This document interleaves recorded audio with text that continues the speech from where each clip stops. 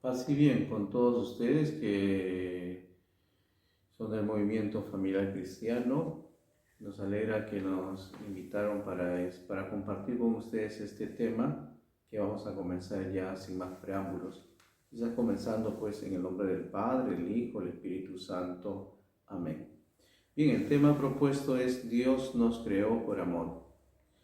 Un tema bastante, podemos decir, importantísimo para con nosotros en la vida. Vamos a compartir esta reflexión tomando especialmente los textos bíblicos. Al ya tradicional, seguramente a nosotros nos viene a la memoria los textos del Génesis, que son los relatos de la creación. Bueno, no lo va a tener ciertamente en cuenta, pero especialmente vamos a hacer énfasis a otros textos que están en el Nuevo Testamento, por ejemplo, Apocalipsis, en el capítulo 4, versículo 11 dice: Señor, digno eres de recibir la gloria y la honra y el poder, porque tú creaste todas las cosas y por tu voluntad existen y fueron creadas. Fíjense la magnitud, digamos, de ese texto. Está hablando de que Dios es el creador y que Él crea por su voluntad, ¿no? Y fueron las cosas hechas por Él. Él es el creador. Segundo texto, Colosenses, capítulo 1, versículo 16. Porque en Él fueron creadas todas las cosas, las que hay en los cielos y las que hay en la tierra, visibles e invisibles, tronos, dominaciones, potestades, principados. Todo fue creado por medio de Él y para Él. Claro, este texto lógicamente tiene que ver mucho con un trasfondo ya más cristológico, ¿no? De la segunda persona de la Santísima Trinidad, especialmente el Hijo, ¿no? Que Él, no por Él, y nada más que por Él fueron creadas todas las cosas. Y bueno, el texto de Génesis que simplemente mencionar este acto creador de Dios que crea al hombre y a la mujer, ¿no? Dios creó al hombre a su imagen Dios lo creó, varón y mujer los creó. Entonces ese texto es muy importante. Bueno, a lo largo de toda la revelación, pues hay que tener muy en consideración porque la Sagrada Escritura es parte justamente de toda la tradición o de la revelación que queremos manifestar, que Dios quiere darse a conocer, Dios se da a conocer, pero en la revelación no intenta decirnos lo que Dios es en sí mismo, porque ¿qué podemos decir nosotros? De Dios podemos decir muchas cosas, pero Dios es más que lo que podemos decir.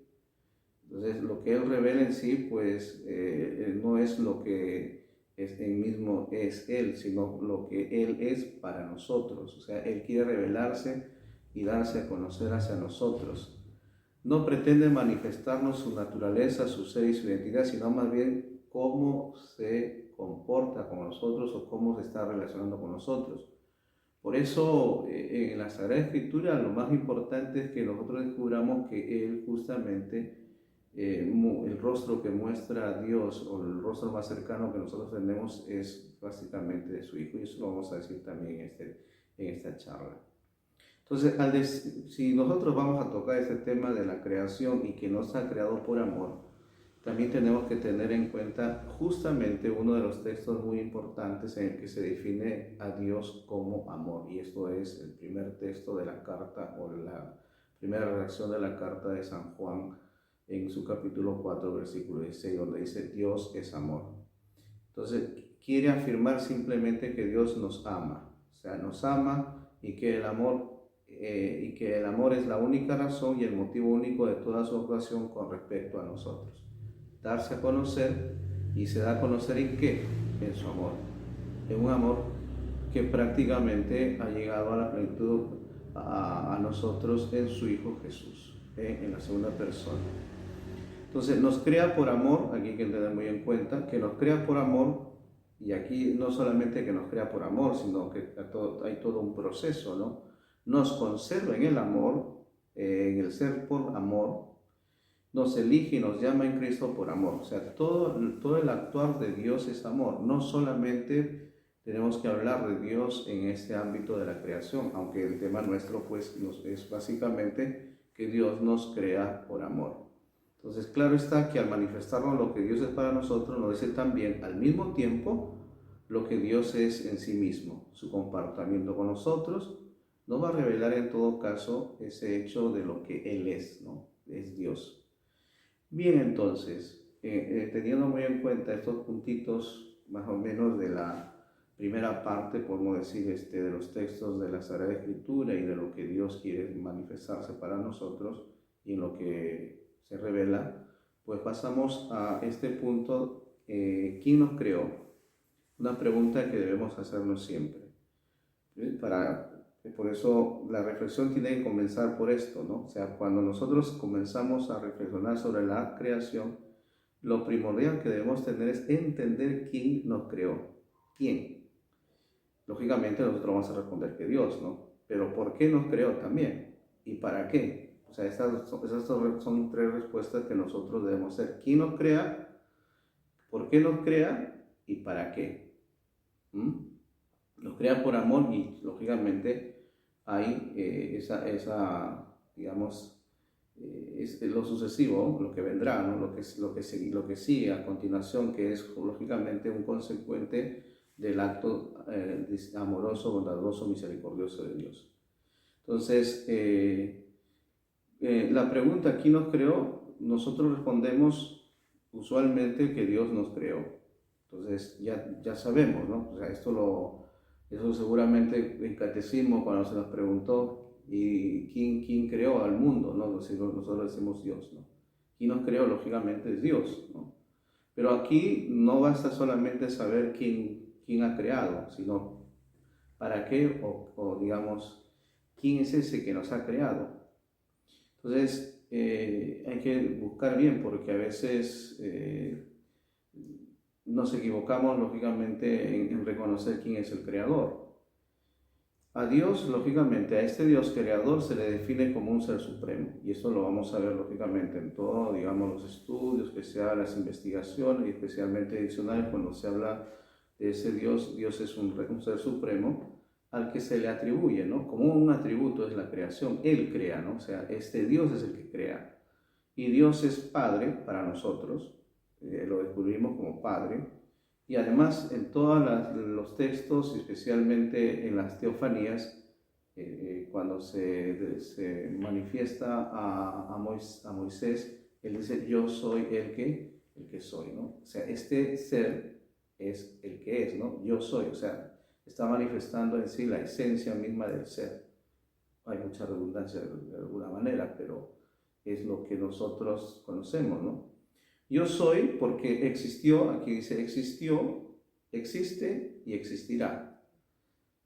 Esta es digamos, para nosotros, para podernos entender nosotros, porque nosotros tenemos el tiempo y nosotros hablamos de el antes, el hoy y el después, ¿no? Lo pasado, el presente y el futuro. En Dios no hay ni pasado, ni presente, ni futuro. En Dios simplemente hay eternidad, o sea, no hay tiempo. Y por lo tanto, pues cuando se dice que este Dios, ese ser supremo en realidad, existió, existe y existirá, está mal dicho lógicamente, pero es para que nosotros podamos entender que Él en sí es la existencia, o sea, Él no necesita de nadie para existir.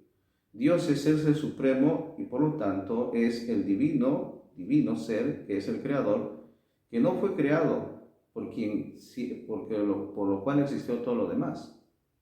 Y eso hay que tenerlo muy presente. O sea, bueno, en filosofía, lógicamente, se dice de que si comienza a ser hoy, o sea, si comienza a ser hoy en ese instante, ya no significa que ya no es Dios, ¿no? O sea, es una criatura. Entonces, hay que diferenciar bien, Dios no es una criatura, sino es este ser supremo. Luego de hacer esto, lógicamente hemos preguntado quién nos ha creado Dios y quién es este Dios. Ya hemos manifestado algunos puntos, no vamos a, digamos, a entrar a la profundidad porque nos llevaría pues mucho tiempo, pero lo que estamos diciendo es este Dios que es un ser supremo, un ser que en sí existe, digamos, no necesita que alguien le crea, no es una criatura, pero que Él es el creador de todo lo demás. Después de hacer esta pregunta importante, porque podemos hacernos ya en todo caso, ¿por qué ahora fui creado si Dios lo es todo? Si Dios en sí tiene digamos, la existencia, si Dios siempre ha existido, ¿por qué crea, no? ¿Por qué ha creado? ¿Por qué ha hecho salir de la nada? Porque la creación es de la nada.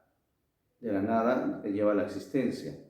La respuesta que hemos recibido lógicamente de la Iglesia y que Dios nos ha revelado por medio de la tradición de su palabra en la Biblia es que nos creó por amor, ¿no? Aquí sí entramos a lo que hemos estado nosotros manifestando y que es el tema que nos congrega en esta meditación. Ojo, necesariamente nosotros tenemos que hablar de un amor. Cuando nos hablan de amor, pues ¿qué entendemos? Muchas veces un sentimiento, ¿no? Un sentimiento, una emoción, una atracción que yo siento hacia otro ser, hacia otra persona, ¿no? El quererle, ¿no? Muchas veces, ciertamente es, pero es más que esos sentimientos, que esas emociones. Entonces tenemos que de alguna manera ver más allá, ¿no? Ir un punto más allá. ¿Y qué es lo que nos enseña la Santa Madre Iglesia a través del Catecismo? Nos dice que el amor es desear lo mejor por otra persona, ¿no? Por otra persona, por otro ser. O sea, hacer el bien al otro, ¿no? O sea, nos dice que nosotros debemos desear, pero no solamente desear, sino hacer, porque yo me puedo quedar simplemente en deseo, ¿no? Eso es lo que de alguna manera se dice que el infierno está lleno de buenas intenciones, cuando dices yo mañana voy a ser mejor, mañana voy a hacer esto, mañana voy a hacer lo otro, y llega el día de tu muerte y nunca hiciste nada, ¿no? Entonces, aquí nos podemos quedar en eso. El amor es desear, no solamente desear, sino hacer, realizar, concretizar, ¿no? O sea, esos gestos que muchas veces nosotros hacemos para dar a entender, dar a conocer lo que estamos haciendo por el bien del otro, ¿no? Entonces, si así yo de alguna manera deseo y hago lo mejor para mi prójimo, esto lo hago no porque yo quiero que mañana me van a retribuir algo, para nada, ¿no? En ese sentido. Ahora, el tema es que muchas veces nosotros no tenemos un término apropiado para entender todo ello, ¿no? Y confundimos muchas veces, por eso llamamos amor incluso a la relación netamente genital, cuando en realidad pues es, ¿no? Es lo que sabemos, ¿no? Y ustedes lógicamente como matrimonio, como parejas, pues pueden entender lo que estamos diciendo, si no, pues vamos a ver esto, ¿no? El lenguaje, lógicamente, cuando nosotros utilizamos la palabra amor, pues puede descifrar diferentes relaciones, ¿no? Diferentes situaciones, realidades. Pero, digamos, en el griego, no hay un solo término, hay 4 términos que nos van a ayudar a nosotros a entender cada tipo de relación o cada tipo de entender este tema de cómo nosotros debemos, digamos, pero cada uno de alguna manera va increciendo, ¿no? Por ejemplo, storge, significa storge, o en todo caso así, storge, habla de un amor de simpatía, un amor de empatía, un amor de familia, de familiaridad, de aprecio, ¿no? O sea, eso creo que lo podemos entender, ¿no? Usualmente se puede crear por medio de actividades, intereses, valores comunes, ¿no? O sea, ese amor. Hay también el amor filial, ¿no? Es el amor ya más, digamos, de hermandad, un amor de amistad, ¿no? Es más, podemos ir ahí, por eso decía un poco increciendo, ¿no? O sea, la relación es mucho más fuerte, ¿no? También hay este término del eros, ¿no? Y el eros, pues ya sabemos más o menos que esta realidad del erótico, ¿no? De la pasión, de un amor erótico, y prácticamente esto es lo que es un amor de pareja, de enamorados, de matrimonio, etc. Pero hay otro amor más grande, y esto sí es un término muy utilizado en el Nuevo Testamento, el ágape, ¿no? El término griego ágape, que significa especialmente o que combina especialmente todos los amores anteriores, pero le da un sentido mucho más, podemos decir, más trascendental, más grande, tiene un significado con mayor riqueza. Se habla de un amor insuperable, ¿no? Se habla de un amor cristiano, por eso es un término muy rico y muy utilizado justamente por los autores, por los que escribieron los textos del Nuevo Testamento y luego, lógicamente, por los que después hicieron la gran reflexión de los padres de la Iglesia. Entonces, fíjense el término, cómo puede ayudarnos a nosotros a entender qué es lo que de alguna manera queremos nosotros cuando dice que el amor en realidad es hacer, no solamente desear lo mejor para el otro, para el prójimo, para para el hermano, ¿no? Porque Jesucristo es, digamos, es mucho más exigente, que dice que incluso hay que amar al enemigo, dice, ¿no? Hay que amar al enemigo. Entonces, fíjense qué tipo de amor, lo que de alguna manera nos involucre desde este ámbito incluso de la misma creación, ¿no? Porque Dios nos ha creado por amor. ¿Ya? Ahí no queda la cosa. Porque lo que está diciendo en realidad es, ¿para qué nos ha creado Dios? O sea, Él nos crea, pero ¿nos crea para qué? ¿No? Para también nosotros, ya que Él es amor, ¿no? Porque Él es el amor pleno, nos lleva a nosotros también para amar al prójimo. Por eso los mandamientos van en esa línea. Los dos grandes mandamientos que acabamos de escuchar en nuestros días, justamente la reflexión de los textos de la Sagrada Escritura. Entonces, el amor ágape se refiere a un amor que no depende de los demás, no depende de las circunstancias, no depende de la familiaridad, de la relación, de la amistad. El amor ágape es el amor de desear lo mejor por los demás. No importa si se es correspondido. Es decir, yo muchas veces pongo el ejemplo, a ver, ustedes que son madres, padres, cuando al hijo se le enferma, ¿acaso está pensando, voy a ayudar a mi hijo a que se cure, porque cuando mañana sea médico, sea ingeniero, arquitecto, me va a pagar todo lo que yo estoy haciendo en ese momento? No, simplemente el amor es hacer siempre, ¿no? O sea, por eso decía que no solamente deseo, sino el hacer el bien al otro, ¿no? Entonces, eso tiene una implicancia bastante grande para que lleva lógicamente consecuencias y responsabilidades para con la vida de nosotros como creyentes, como cristianos, y lógicamente como matrimonio en la que nosotros estamos involucrados, ¿no? Entonces, y por eso lógicamente Jesús nos va a decir esa expresión de amor en este ámbito del ágape, digamos, de esta clasificación que nosotros hemos mencionado. Dice, les doy un mandamiento nuevo, que se amen unos a otros, fíjense, como yo los he amado. Entonces, aquí hay que tener muy en cuenta que aquí hay un trasfondo mucho más grande, amar como el Señor. ¿Por qué? Porque Él es el rostro de Dios, o sea, es el mismo Hijo de Dios, ¿no? Y en Él se da la plenitud. En este amor que Dios quiere que tengamos por nuestros hermanos, este es un amor ágape. O sea, no es otro tipo de amor, no es el amor erótico, el eros, no es el amor filial, no es el amor storge, sino el ágape. Eso lo tenemos que tener. Entonces, por eso fuimos nosotros creados, porque Dios es amor y nos ama. Él no necesita de nosotros, de nuestro amor, pero por amor quiere compartir su amor y quiere compartir lo que Él es en su divinidad. Entonces, Él quiere hacernos copartícipe de su grandeza, de su fidelidad, de su amor. O sea, ese amor que Él nos ha dado, bueno, en todo caso, que Él, con lo que nos ha creado con amor, por amor. ¿Para qué? Para que nosotros también, de alguna manera, seamos capaces de amar a los otros, a las demás criaturas.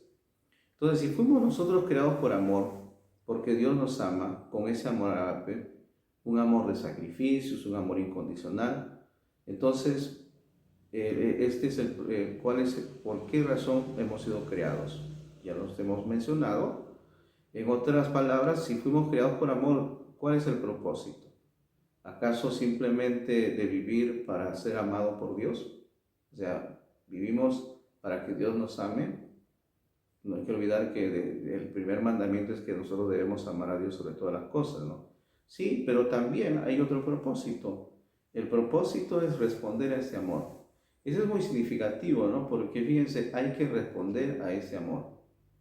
Nosotros decimos en este texto responder, ¿no? Pero bueno, yo como franciscano puedo buscar, digamos, un término más adecuado. Francisco de Asís habla de la restitución.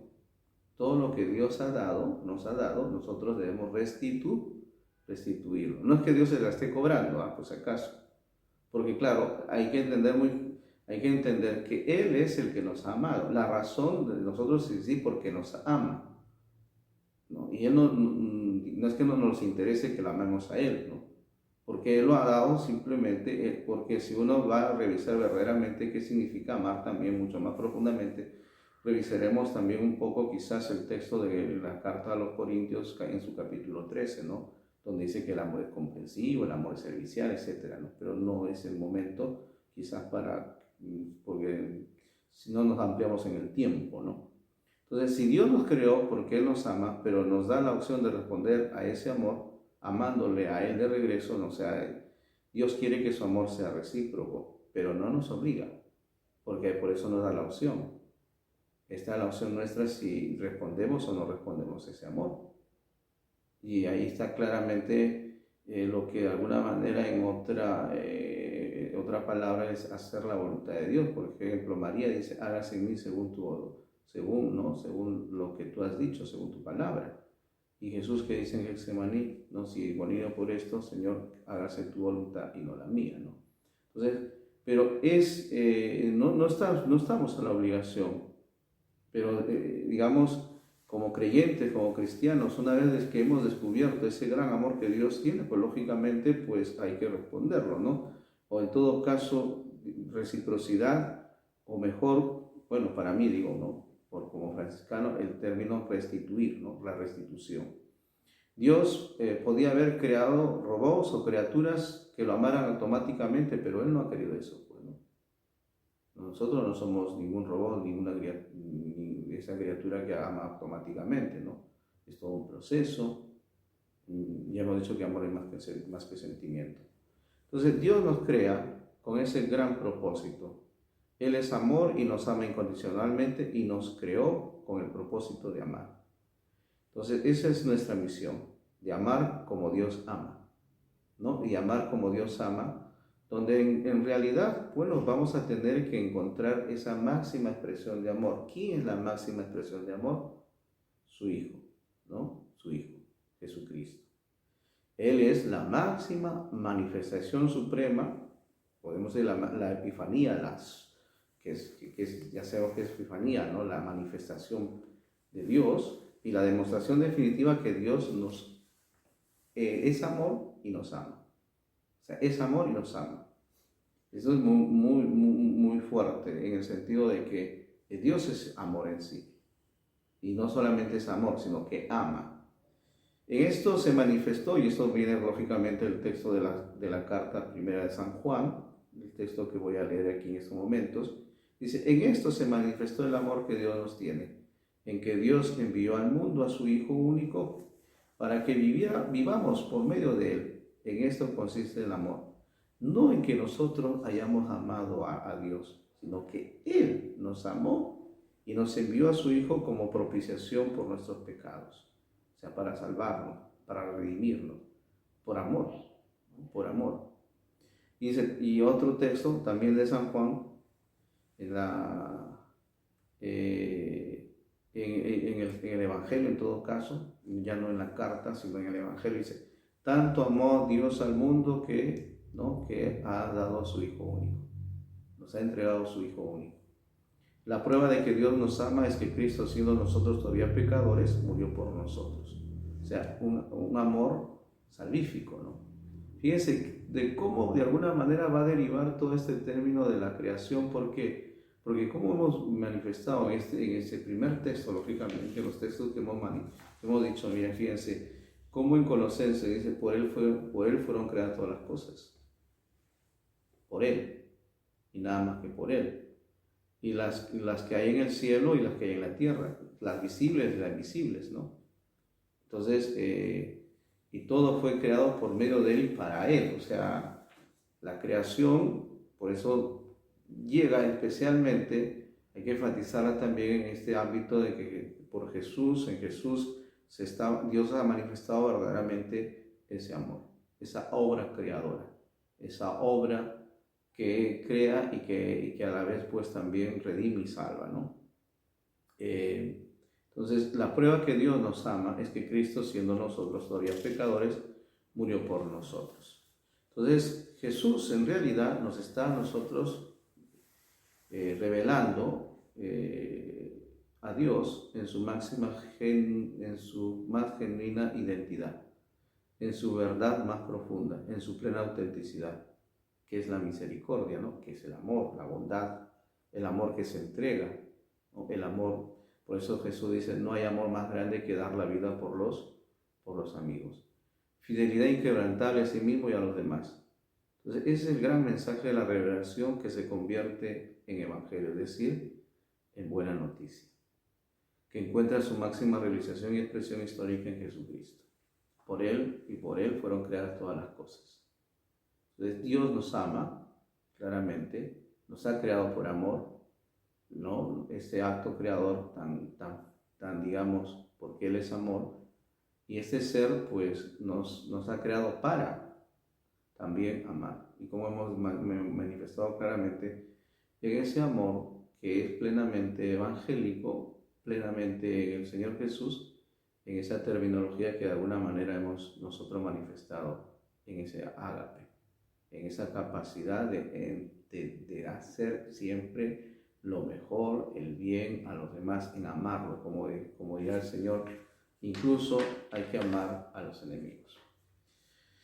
Que el Señor pues los bendiga, estimados hermanos, en este tema, y que la reflexión de que Dios nos ha creado por amor pues también nos lleve a nosotros a ser capaces de crear amor en las distintas relaciones, y especialmente en saber amar a los que más necesitan, a los que nosotros no solamente queremos, sino también queremos todo el bien posible a los que lógicamente son parte de nuestra familia, pero también a los otros, porque Dios ama a todos.